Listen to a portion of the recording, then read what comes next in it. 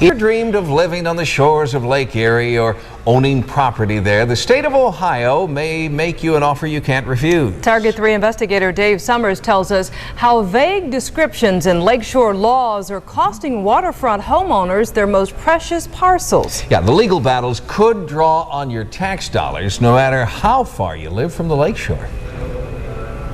It was like extortion. Lakefront homeowner Jim O'Connor spends a lot of time cleaning up a stretch of beach he leases from the state of Ohio. He has to rent this part of the shoreline even though his property deed indicates he owns it. That's what he was told by the Ohio Department of Natural Resources.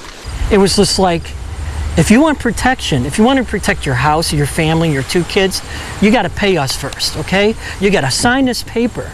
Even though Tom Jordan didn't build it, ODNR says he is responsible for this 80-year-old jetty extending some 30 feet from his property. Jordan did build this breakwall to prevent his property from erosion 30 years ago, and he's still paying on it. They told me that I had to take out a permit to build what was already here.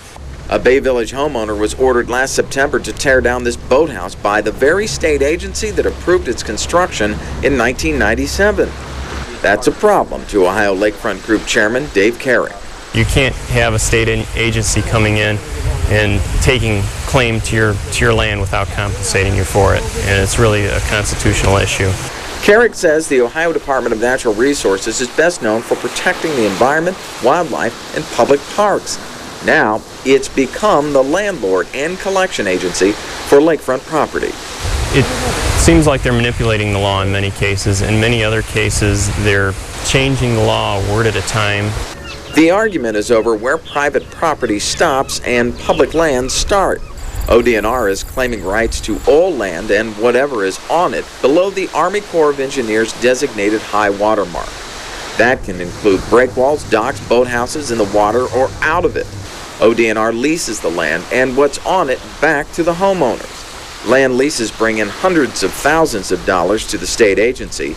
Program overseer Mike Coleman says it's not the money. A lease is a way to authorize a use of that property.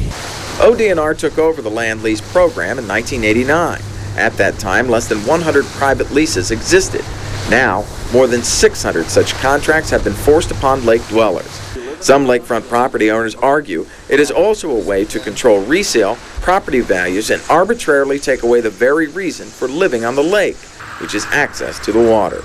They would say you're Gestapo. I think that shoreline property owners' passion regarding their property and their property rights is at least equal to the love and the passion that they have for Lake Erie. The Lakefront Group's fight with ODNR over property rights is garnering the support of some Northeast Ohio state legislators. Representative Sally Kilbane is drafting legislation expected to be introduced this fall here at the State House.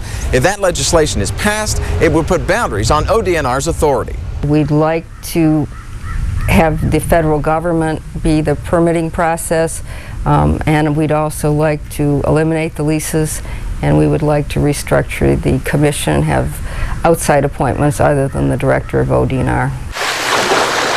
The state would assert that it owns the waters and the soil beneath up to the ordinary high water elevation when the water gets there.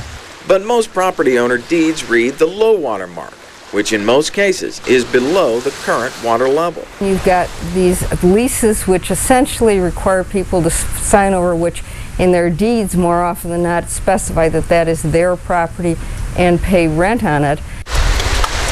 The Lakefront Group calls it a government land grab and a clear violation of their Fifth Amendment rights. We've had various class action attorneys approach us and say that we've got a case here. U.S. Supreme Court case law allows landowners to sue for what it calls categorical takings. Such suits could cost taxpayers throughout the state of Ohio, not just those who make their home by the lake. In Cleveland, Dave Summers, Channel 3 News. Historically, the lakefront landowners wanting to build out into the lake or just shore up their eroding property had only to apply for a permit with the Army Corps of Engineers. Some leases did exist, but the way the law was applied then excluded most all homeowners.